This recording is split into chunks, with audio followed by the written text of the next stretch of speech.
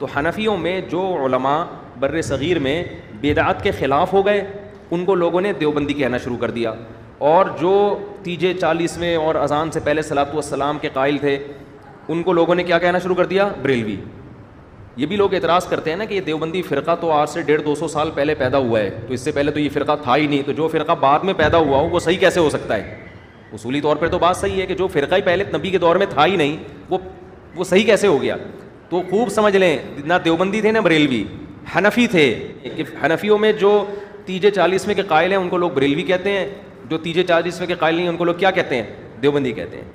कव्वाली सुन्ना शरअन कैसा है? जायज़ नहीं है भाई। कुछ उलमा बरेलवी मसलक के इसको जायज़ कहते हैं। बस यही फ़र्क है देवबंदी बरेलवियों में। लोग फिर इसी की वजह से जो ये चीज़ें नहीं करते उनको देवबंदी कह देते हैं, जो ये चीज़ें करते हैं उनको लोग क्या कहते हैं? बरेलवी कहते हैं। मैसी टीवी ये देवबंदियों का एक चैनल है जिसके ऊपर एक देवबंदी आलिम मुफ्ती तारिक मसूद का एक बयान अपलोड हुआ है जिसका उन्वान है देवबंदी और बरेलवी में फ़र्क। मुफ्ती तारिक मसूद साहब देवबंदी और बरेलवी में फ़र्क बयान करते हुए उन्होंने जो बयान दिया है उस बयान के अंदर एक बहुत बड़ा मुगालता दिया है। बयान ये दिया है कि देवबंदी और बरेलवी के दरमियान फ़र्क ये है कि बरेलवी तीजा साता 40वां अज़ान से पहले दरूद फातिहा नज़र न्याज ये काम करते हैं, कवाली करते हैं, कवाली को दुरुस्त समझते हैं, और देवबंदी वो बिदआत का रद्द करते हैं और इसको नाजायज़ समझते हैं। तो जो बिदआत का रद्द करते हैं और इन कामों को नाजायज़ समझते हैं वो देवबंदी कहलाए, उनको देवबंदी कहा जाता है। और जो तीजा साता 40वां शशमाही बरसी वगैरह और कवाली करवाते हैं उनको बरेलवी कहा जाता है। तो तारिक मसूद साहब ने जो बरेलवियों और देवबंदियों के दरमियान बुनियादी फ़र्क जो बयान करने की कोशिश की है, ये एक बहुत बड़ा मुगालता है। क्यों? इसलिए कि जो शख्स तारीख़ के साथ हल्का सा भी ताल्लुक़ रखता है, तारीख़ के साथ हल्की सी भी जो है ना वो दिलचस्पी रखता है, वो जानता है कि देवबंदी और बरेलवी इनके दरमियान असल उसूली और बुनियादी इख्तलाफ ये नहीं है। इन मसाइल का इख्तलाफ अपनी जगह पे मौजूद है, लेकिन ये मसाइल बुनियादी और उसूली मसाइल नहीं है। उसूली देवबंदी और बरेलवी का जो इख्तलाफ है वो अकायद का और उलमाए देवबंद की जो इबारात हैं उन इबारात के ऊपर आले सुन्नत बरेलवी मकतब फ़िक्र के उलमा के जो मुआख़ज़ात और शरई फ़तवे हैं वो हैं। और इस बात का बाकायदा इजहार मकतब फ़िक्र देवबंद के बहुत बड़े मुनाजिर, जिनको इमामुल मुनाजिरीन देवबंदियों के यहाँ कहा जाता है, मोहम्मद मंजूर नौमानी, उन्होंने अपनी किताब फुतुहात नौमानिया के सफ़ा 300 पर किया है और लिखा है कि शायद बहुत से लोग नावाक़फ़ी से ये समझते हैं कि मिलाद व क़याम, उर्स व कवाली, फ़ातिहा, तीजा, 10वां, 20वां, 40वां बरसी वग़ैरह रसूम के जायज़ व नाजायज़ और बिदआत व गैर बिदआत होने के बारे में मुसलमानों के मुख्तलिफ़ तबक़ों में जो नज़रियाती इख्तलाफ है, यही दरअसल देवबंदी व बरेलवी इख्तलाफ है। मगर ये समझना सही नहीं है, क्योंकि मुसलमानों के दरमियान इन मसाइल में ये इख्तलाफ तो उस वक्त से है जबकि देवबंद का मदरसा कायम भी नहीं हुआ था और मौलवी अहमद रज़ा ख़ान साहिब पैदा भी नहीं हुए थे। इसलिए इन मसाइल के इख्तलाफ को देवबंदी बरेलवी इख्तलाफ नहीं कहा जा सकता। अलावा अज़ीम इन मसाइल की हैसियत किसी फ़रीक़ के नज़दीक भी ऐसी नहीं है कि इनके मानने ना मानने की वजह से किसी को काफिर या अहले सुन्नत से खारिज कहा जा सके। यही वजह है कि मौलवी अहमद रज़ा ख़ान साहिब और इनकी ख़ास ज़ुर्रियत के अलावा हिंदुस्तान के बहुत से उलमा और बहुत से इल्मी हलके ऐसे हैं जिनकी तहक़ीक़ और राय इन मसाइल में उलमाए देवबंद की तहक़ीक़ से मुख्तलिफ है, मगर इसके बावजूद इनमें से कोई भी दूसरे की तकफ़ीर या तफसीक नहीं करता। ये मंजूर नौमानी देवबंदी आलिम और देवबंदी मुनाजिर इस बात को तस्लीम कर रहे हैं कि ये जो कवाली, उर्स, फातिहा, नज़र न्याज और तीजा साता 40वां शशमाही बरसी ये बुनियादी और उसूली इख्तलाफात नहीं हैं, ये फ़ुरूई इख्तलाफात हैं। बुनियादी और उसूली इख्तलाफात क्या हैं? वो हैं उलमाए देवबंद के अकायद और उनकी किताबों के अंदर जो इबारात खिलाफ इस्लाम, कुफरिया और गुस्ताखाना इबारत उलमाए देवबंद ने अपनी किताबों में लिखी हैं, उनके ऊपर बुनियादी इख्तलाफ है। तारिक मसूद साहब इस बात को तस्लीम करते हैं कि शुरू से अहले सुन्नत हनफी चले आ रहे हैं और वही जो हनफी चले आ रहे थे उनकी आगे पार्टीशन हो गई कि एक देवबंदी हो गए जो कहते हैं बिदआत का रद्द करते थे और उन्होंने बिदआत का रद्द करना शुरू कर दिया, और जो तीजा साता चालीसवां करते रहे उनको बरेलवी कहा जाने लगा।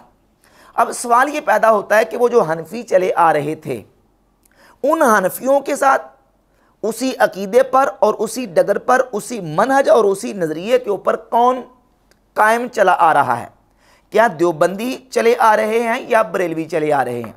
हिंदुस्तान में, हिंदू पाक में जो इस्लाम आया, जो मुसलमान लोग हुए अहले सुन्नत व जमात के अकीदे पर और फ़िक़्ह में उन्होंने हनफी मज़हब को कबूल किया, वो मुसलमान किस अकीदे पर थे? क्या वो बरेलवी नुक्ता नज़र जो आज अकीदा है उस पर थे या देवबंदियों के अकीदे के ऊपर थे? तो ये बात बिल्कुल रोज़े रोशन की तरह वाज़े और अया हो जाती है, और अपने और बेगानों सब ने इस बात को तस्लीम किया है कि जो अहले सुन्नत बरेलवी मकतब फ़िक्र है यही वो लोग हैं जो कदीम से अहले सुन्नत व जमात के अकीदे और उनकी रवश पर चले आ रहे हैं। शेख इकराम अपनी किताब मौजे कौसर के सफ़ा नंबर 70 पर लिखते हैं कि उन्होंने यानी मौलाना अहमद रज़ा बरेलवी साहब ने नहायत शिद्दत से कदीम हनफी तरीक़ों की हिमायत की। इमाम अहमद रज़ा खां मुहद्दिस बरेलवी रहमतुल्लाह वो हैं जिन्होंने कदीम हनफी तरीक़ों की शिद्दत के साथ हिमायत की। और सलेमान नदवी वो हयात शिबली के सफ़ा 46 पर लिखते हैं कि तीसरा फ़रीक वो था जो शिद्दत के साथ अपनी रवश पर कायम रहा और अपने आप को अहलु सुन्ना कहता रहा। इस ग्रोह के पेशवा ज़्यादातर बरेली और बदायून के उलमा थे। और ये एक और किताब है गैर मुक़ल्लिद आलिम सनाउल्लाह अमृतसरी, उनकी शमे तौहीद, और शमे तौहीद के सफ़ा नंबर 63 पर वो लिखते हैं कि अमृतसर में मुस्लिम आबादी गैर मुस्लिम आबादी हिंदू व सिख वगैरह के मुसावी है। 80 साल पहले यानी अंग्रेज़ के आने से पहले 80 साल पहले करीबन सब मुसलमान इसी ख्याल के थे जिनको आजकल बरेलवी हनफी के नाम से पुकारा जाता है। और एक और हवाला सुने, ये बरेलवियत किताब है गैर मुक़ल्लिद आलिम एहसान इलाही ज़हीर साहब की। इस किताब के सफ़ा नंबर 21 पर लिखते हैं कि बरेलवियों के अकायद क्या हैं। इस गुरोह के अकायद बाज़ दूसरे इस्लामी मुल्कों में तसव्वुफ़ के नाम पर राइज हैं। यानी अहले सुन्नत व जमात बरेलवी जो हैं इनके अकायद बाज़ दूसरे इस्लामी मुल्कों में तसव्वुफ़ के नाम पर राइज हैं, जिनको सूफिया कहते हैं। अहले सुन्ना वल जमा जो सूफिया नज़रिया और अकीदा रखने वाले हैं। और हिंदू पाक में आप देख लें जो बड़े बड़े सूफिया किबार औलिया अल्लाह उनके सैकड़ों सालों से मज़ारात, उनकी दरगाहें, उनकी खानकाहें जो आबाद हैं, ये अहमद रज़ा बरेलवी रहमतुल्लाह ने आके इनको शुरू नहीं किया। इमाम अहमद रज़ा खां मुहद्दिस बरेलवी रहमतुल्लाह ताला अलैह ने इनको इसका आगाज़ नहीं किया, इसकी इब्तिदा नहीं की, बल्कि ये सदियों से अहले सुन्नत का जो सूफिया का और तसव्वुफ़ का सिलसिला चला आ रहा था, उसी तरीके की इमाम अहमद रज़ा खां मुहद्दिस बरेलवी रहमतुल्लाह ताला अलैह ने हिमायत की है। और उसी तरीके को शिद्दत के साथ और बड़ी मजबूती के साथ पकड़ के रखा। अपने बेगाने सब मानते हैं। देवबंदी उलमा ने लिखा, गैर मुक़ल्लिदीन ने लिखा कि मौलाना अहमद रज़ा बरेलवी जो हैं उन्होंने शिद्दत के साथ हनफी तरीक़ों की जो है वो मुआफ़क़त की और उसकी हिमायत की। आप देखते हैं कि उस हनफी तरीके को छोड़ने वाले कौन हैं? उन सूफिया के मनहजों को और सूफिया के अकायद व नज़रियात को शिरक और बिदअत कहने वाले कौन हैं? और हिंदुस्तान में कम अज़ कम इसकी इब्तिदा किस शख्स ने की है? तो वो हमारे सामने तारीख़ में नाम आता है मौलवी इस्माइल देहलवी का। मौलवी इस्माइल देहलवी ये शाह वलीउल्लाह मुहद्दिस दिल्ली रहमतुल्लाह का पोता था और उसने ये किताब लिखी तक़वियतुल ईमान। इस किताब तक़वियतुल ईमान में इस्माइल देहलवी ने रसूलुल्लाह सल्लल्लाहु अलैहि वसल्लम की शान अक़दस में तौहीन की, गुस्ताखी की और नाऊज़ बिल्लाह ताला यहाँ तक लिखा कि हुज़ूर नाऊज़ बिल्लाह मर के मिट्टी में मिल गए। नबी करीम अलैहिस्सलाम की तरफ झूठी बात मंसूब की कि हुज़ूर ने फरमाया कि मैं भी एक दिन मरकर मिट्टी में मिलने वाला हूँ, नाऊज़ बिल्लाह ताला। और इसी किताब तक़वियतुल ईमान में लिखा कि नबी बड़े भाई, हम छोटे भाई, नबी की तज़ीम बड़े भाई किसी कीजिए, बाकी मालिक सबका अल्लाह, बंदगी उसकी कीजिए। और फिर इसी किताब तक़वियतुल ईमान में इस्माइल देहलवी ने लिखा नऊज़ बिल्लाह ताला कि हर मखलूक छोटी हो या बड़ी वो अल्लाह की शान के अगरचे मार से भी ज़्यादा ज़लील है। और इसी किताब तक़वियतुल ईमान में इस्माइल देहलवी ने लिखा नऊज़ बिल्लाह ताला कि नबी का मकाम उम्मत के अंदर ऐसे जैसे गांव के अंदर चौधरी का मकाम होता है। तो ये इबारात इस्माइल देहलवी ने अपनी किताब तक़वियतुल ईमान में लिखी। ये किताब जब लिखी गई, इस किताब के लिखे जाने के बाद पूरे हिंदुस्तान में हलचल मच गई। ये अबुल कलाम आज़ाद की कहानी, खुद आज़ाद की ज़बानी, इसके सफ़ा नंबर 36 पर यह बात मौजूद है कि मौलाना मोहम्मद इस्माइल शहीद मौलाना मुनव्वरुद्दीन के हमदर्स थे। शाह अब्दुल अज़ीज़ के इंतकाल के बाद जब उन्होंने तक़वियतुल ईमान और जलाउल ऐनैन लिखी और इनके इस मसलक का मुल्क में चर्चा हुआ तो तमाम उलमा में हलचल पड़ गई। इस किताब तक़वियतुल ईमान के लिखे जाने के बाद तमाम उलमा में हिंदुस्तान भर में हलचल मच गई। और ये तक़वियतुल ईमान का मुसन्निफ़ इस्माइल देहलवी है, जिसने अपने आबा व अजदाद के मसलक और अक़ीदे से और हनफियत से इन्हिराफ किया। इसका एक हवाला ये देवबंदी हकीमुल उम्मत अशरफ अली थानवी की किताब है इमदादुल मुश्ताक। इमदादुल मुश्ताक के सफ़र नंबर 82 पर थानवी साहब लिखते हैं कि फरमाया कि मौलवी इस्माइल शहीद मुवहिद थे, चूँकि मुहक्किक थे, चंद मसाइल में इख्तलाफ किया और मसलक के पीरान खुद मिसल शेख वलीउल्लाह वगैरह पर इनकार फरमाया। यानी अपने दादा शाह वलीउल्लाह मुहद्दिस देहली रहमतुल्लाह के मसलक और उनके अकीदे को सबसे पहले छोड़ा है तो इस्माइल देहलवी ने, और इस्माइल देहलवी ने यह किताब लिखी है तक़वियतुल ईमान। इसी तरह मौलवी अशरफ अली थानवी देवबंदी हकीमुल उम्मत अपनी ये किताब अरवाह सलासा के सफ़ा नंबर 83 पर लिखते हैं कि और इनके सामने तक़वियतुल ईमान पेश की। इस्माइल देहलवी ने यह किताब तक़वियतुल ईमान लिखी और लिखने के बाद जब किताब को पेश किया तो और फरमाया कि मैंने ये किताब लिख दी है और मैं जानता हूँ कि इसमें बाज़ जगह ज़रा तेज़ अल्फाज भी आ गए हैं और बाज़ जगह तशद्दुद भी हो गया है। मसलन उन उमूर को जो शिरक ख़फ़ी थे शिरक जली लिख दिया गया है। इन वजूह से मुझे अंदेशा है कि इसकी इशाअत से शोरश होगी। और आगे लिखा कि इसलिए मैंने ये किताब लिख दी है, गो इससे शोरश होगी मगर तवक्को है कि लड़ बिड़ कर खुद ठीक हो जाएंगे। अशरफ अली थानवी साहब ने बयान नकल किया है इस्माइल देहलवी का कि इस्माइल देहलवी साहब लिखते हैं कि मैंने ये किताब तक़वियतुल ईमान लिख दी है, जो शिरक ख़फ़ी था उसको शिरक जली लिख दिया है और इसमें ऐसे सख्त अल्फाज भी आ गए हैं, लेकिन मुझे उम्मीद है कि लोग लड़ बिड़ कर ठीक हो जाएंगे। लेकिन ये आप देख लें कि कई साल गुजर गए हैं, वो लड़ बिड़ के ठीक होने वाली बात नहीं आई और आज तक वो लड़ाई और जो आग इस्माइल देहलवी ने लगाई थी वो आग आज तक नहीं बुझ सकी। तो असल में जो बेसिक बुनियादी इख्तलाफ है वो इस्माइल देहलवी से शुरू होता है, जब इस्माइल देहलवी ने किताब तक़वियतुल ईमान लिखी और सिरात मुस्तकीम लिखी। अब मौरद इल्ज़ाम इमाम अहमद रज़ा खां मुहद्दिस बरेली रहमतुल्लाह को ठहराया जाता है, जबकि इमाम अहले सुन्नत शाह इमाम अहमद रज़ा खां मुहद्दिस बरेली रहमतुल्लाह ने तो डट के हनफी तरीक़ों की हिमायत की है और जो सूफिया और अहले सुन्नत व जमात का मज़हब और मसलक था उसी को थाम के रखा है। अब हम इससे आगे चलते हैं कि एक तो थी तक़वियतुल ईमान और तक़वियतुल ईमान के बाद ये सिलसिला गुस्ताखियों का और कुफरियात का रुका नहीं, बल्कि इस तरह की इबारात और इस तरह की तहरीरात अपनी किताबों के अंदर उलमाए देवबंद ने लिखी जो कि गैर इस्लामी थी और उन इबारात के ऊपर और उन तहरीरात के ऊपर इमाम अहमद रज़ा खां मुहद्दिस बरेली रहमतुल्लाह से पहले भी अहले सुन्नत व जमात के कई उलमा ने गिरफ्त की। मसलन एक किताब मैं आपके सामने रखता हूँ, ये किताब है बराहीन कातिया, मौलवी खलील अहमद सहारनपुरी की बराहीन कातिया। और इस बराहीन कातिया के सफ़ा नंबर 55 पर रसूलुल्लाह सल्लल्लाहु अलैहि वसल्लम के इल्म पाक की तौहीन और गुस्ताखी करते हुए नऊज़ बिल्लाह ताला यहाँ तक लिखा कि नऊज़ बिल्लाह ताला शैतान का इल्म रसूलुल्लाह सल्लल्लाहु अलैहि वसल्लम के इल्म से ज़्यादा है, अल-अयाज़ु बिल्लाह ताला।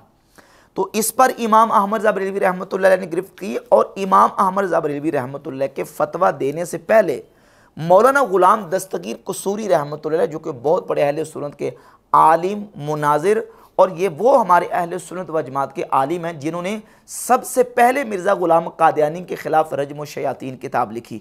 मौलाना ग़ुलाम दस्तगीर कसूरी रहमतुल्लाह अलैह ने ये किताब लिखी तक़दीसुल वकील अन तौहीन रशीद वल खलील, मौलवी खलील अहमद सहारनपुरी के ख़िलाफ़। और फिर उलमाए देवबंद के बहुत बड़े इमाम और आलिम जो कि दारुल उलूम देवबंद के बानी कहलाते हैं, मौलवी कासिम ननोतवी, उनकी किताब तहज़ीरुन नास। इस किताब तहज़ीरुन नास में इसमें कासिम ननोतवी ने रसूलुल्लाह सल्लल्लाहु अलैहि वसल्लम की ख़त्म नबूवत ज़मानी का इनकार किया। हर मुसलमान ये बात जानता है कि नबी पाक सल्लल्लाहु अलैहि वसल्लम की ज़ात अक़दस ख़ातमुन नबिय्यीन है, और ख़ातमुन नबिय्यीन का माना है कि रसूलुल्लाह सल्लल्लाहु अलैहि वसल्लम के बाद कोई नबी पैदा नहीं होगा। हुजूर ज़माने के एतबार से सबसे आखिरी नबी हैं, और नबी पाक अलैहिस्सलातु वस्सलाम के बाद कोई नबी पैदा नहीं होगा। लेकिन कासिम ननोतवी अपनी किताब तहज़ीरुन नास के सफ़ा नंबर 40 पर ये लिखता है, बिल्कुल खुतबे के शुरू में लिखता है कि सो अव्वल माना ख़ातमुन नबिय्यीन समझने चाहिए ताकि फ़हम जवाब में कुछ दिक्कत ना हो। तो सो अवाम के ख़्याल में तो रसूलुल्लाह सल्लल्लाहु अलैहि वसल्लम का ख़ातमुन नबिय्यीन होना बई माना है कि आपका ज़माना अंबिया साबिक़ के ज़माना के बाद और आप सब में आखिरी नबी हैं, मगर अहले फ़हम पर रोशन होगा कि तक़द्दुम या ताख़ुर ज़मानी में बिज़्ज़ात कुछ फजीलत नहीं। नाऊज़ बिल्लाह ताला रसूलुल्लाह सल्लल्लाहु अलैहि वसल्लम के आखिरी नबी होने को और हुजूर के सब नबियों के बाद में तशरीफ़ लाने को कहा कि ये अवाम का ख्याल है। अहले फ़हम जानते हैं कि पहले आ जाना या आखिर में आ जाना ये फजीलत की बात नहीं है, नाऊज़ बिल्लाह ताला। हालांकि नबी पाक अलैहिस्सलातु वस्सलाम का आखिर में आना, ख़ातमुन नबिय्यीन होना, ये हुजूर की फजीलत है, हुजूर की मदा है। और सफ़ा नंबर 65 पे लिखा कि बिलफ़र्ज़, बल्कि अगर बिलफ़र्ज़ आपके ज़माने में भी कहीं और कोई नबी हो, जब भी आपका ख़ात्म होना बदस्तूर बाकी रहता है। और सफ़ा नंबर 85 पे लिखा कि बल्कि अगर बिलफ़र्ज़ बाद ज़माना नबवी सल्लल्लाहु अलैहि वसल्लम कोई नबी पैदा हो तो फिर भी ख़ातमीत मोहम्मदी में कुछ फ़र्क ना आएगा। ये कासिम ननोतवी बानी दारुल उलूम देवबंद की किताब है, जिसके अंदर रसूलुल्लाह सल्लल्लाहु अलैहि वसल्लम की ख़त्म नबूवत ज़मानी का इनकार किया गया और कहा गया कि हुजूर के बाद कोई नबी पैदा हो जाए तो नऊज़ बिल्लाह नबी करीम अलैहिस्सलातु वस्सलाम की नबूवत में, ख़त्म नबूवत में कोई फ़र्क नहीं आता। हालांकि फ़र्क आता है जब हुजूर के बाद को नबी पैदा होगा तो रसूलुल्लाह सल्लल्लाहु अलैहि वसल्लम आखिरी नबी नहीं रहेंगे, तो हुजूर की ख़त्म नबूवत में फ़र्क आएगा। ये दूसरी इबारत है। और ये तीसरी किताब है हिफ्ज़ुल ईमान, जो कि मकतबा फ़िक्र देवबंद के हकीमुल उम्मत अशरफ अली थानवी की किताब है। इसके सफ़ा नंबर 13 पर यहाँ तक लिखा कि फिर ये कि आपकी ज़ात मुक़द्दसा पर इल्म गैब का हुक्म किया जाना अगर बकौल ज़ैद सही हो तो दरियाफ़त तलब ये अमर है कि इस गैब से मुराद बाज़ गैब है या कुल गैब। अगर बाज़ उलूम गैबिया मुराद हैं तो उसमें हुजूर ही की क्या तख़सीस है। ऐसा इल्म गैब तो ज़ैद व अमर बल्कि हर सभी बच्चा मजनून पागल बल्कि जमी हैवानात व बहाइम के लिए भी हासिल है। नाऊज़ बिल्लाह ताला, अल-अयाज़ु बिल्लाह ताला। रसूलुल्लाह सल्लल्लाहु अलैहि वसल्लम के इल्म वाफिर कसीर को जानवरों पागलों के इल्म के साथ तशबीह, ये रसूलुल्लाह सल्लल्लाहु अलैहि वसल्लम के इल्म पाक की तौहीन है, गुस्ताखी है।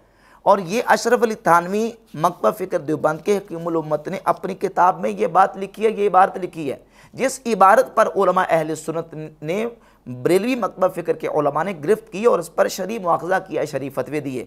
और ये इबारत गुस्ताखी है, ख़ुद अशरफ अली थानवी के अपने मुरीदों को भी ये तस्लीम है।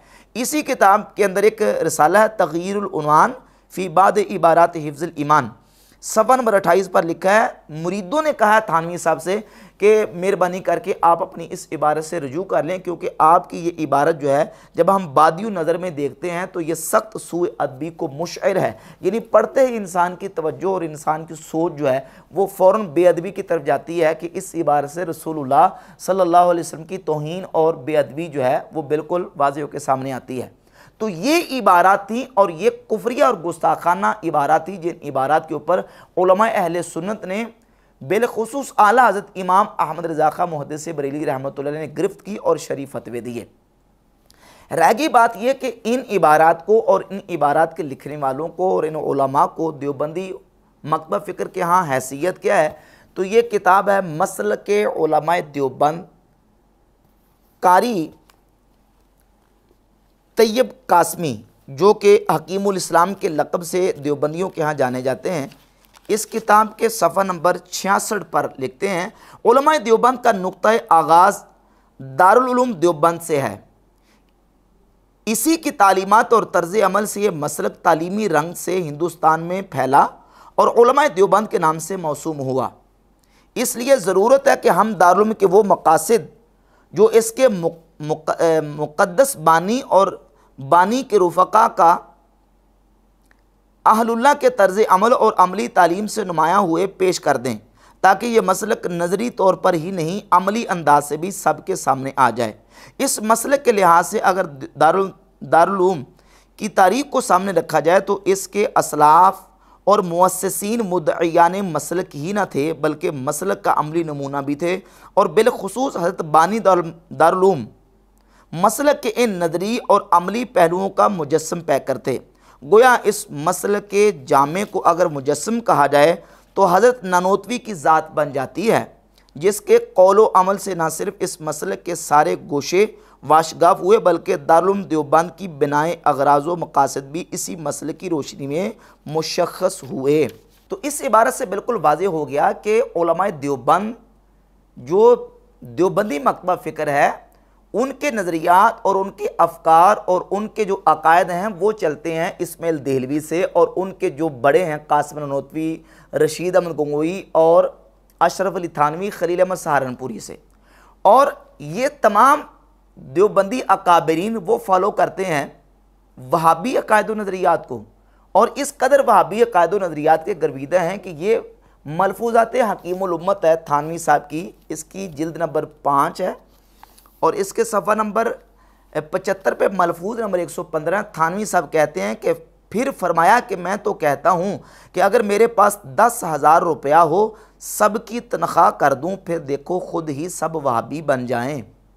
तो वो तो इस कदर वहाबियों के गर्विदा थे, वहाबियों के साथ उनकी ऐसी मोहब्बत ही थी कि वो कहते थे कि हमारे पास पैसे हों, 10,000 रुपया हो, तो हम तो लोगों को वहाबी बना दें। और ये उलमाए देवबंद के अकायद की किताब अल मुहन्नद अल मुफन्नद, इसके सफ़ा नंबर 38 पे वहाबियत की तारीफ़ लिखिए कि वहाबी किसे कहते हैं। तो लिखते हैं कि अगर कोई हिंदी शख्स किसी को वहाबी कहता है तो ये मतलब नहीं कि इसका अकीदा फासिद है, बल्कि ये मकसूद होता है कि वो सुन्नी हनफी है, सुन्नत पर अमल करता है, बिदअत से बचता है। ये वहाबियों की शान बयान हो रही है देवबंदी उलमा के नज़दीक, और ये फतावा रशीदिया है मकतबा फ़िक्र देवबंद के कुतुबुल अक्ताब रशीद अहमद गंगोई का। इसके सफ़ा नंबर 110 पे सवाल हुआ कि वहाबी मज़हब ये कौन सा फ़िरका है, तो जवाब कहते हैं कि इस वक्त और इन अतराफ़ में वहाबी मुत्तबे सुन्नत और दीनदार को कहते हैं, बाकी बंदा आपको दुआगो है।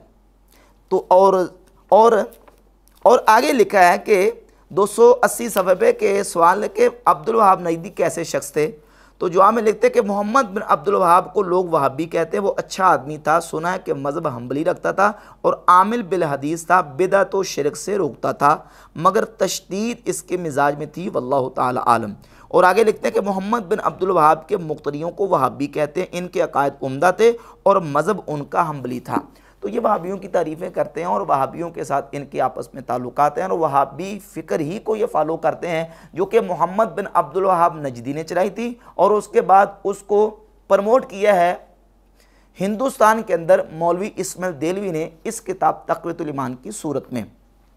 बाकी रह गई अहले सुन्नत व जमात बरेलवियों की बात। तो अहले सुन्नत व जमात बरेलवी बेहमद ताला उन्हीं नज़रियात पर, उन्हीं अकायद पर और उन्हीं मामूलात के ऊपर कायम है, और इमाम अहमद रज़ा खां मुहद्दिस बरेलवी रहमतुल्लाह अलैह ने उन्हीं अकायद व नज़रियात की तरवीज इशाद की है जो कि अहले सुन्नत व जमात का अकीदा और उनका मामूल शुरू से चला आ रहा था। यहाँ तक बात है मामूलात की, तो हमारे जितने मामूलात हैं वो बुज़ुर्गान दीन के मज़ारात हों, उनकी खानकाहें हों, और तीजा साता 40वां शशमाही बरसी का मामूल हो, मिलाद का मामूल हो, फातिहा और नज़र व न्याज का मामूल हो, ये हमारे बेहमद ताला मामूलात वो हैं जो उन शख्सियात से चले आ रहे हैं जो देवबंदियों के यहाँ भी मुसलमान शख्सियात हैं। मसलन मिसाल के तौर पे ये फतावा अजीज़ी है शाह अब्दुल अजीज़ साहब मुहद्दिस देहली रहमतुल्लाह का, जो कि इस्माइल देहलवी के चाचा जान हैं। ये अपने फतावा के सफ़ा 189 पे लिखते हैं कि जिस खाने का सवाब हज़रत इमामैन रदी अल्लाह ताला अन्हुमा को पहुँचाया जाए और उस पर फातिहा व कुल व दुरूद पढ़ा जाए, वो खाना तबर्रुक हो जाता है, उसका खाना बहुत खूब है।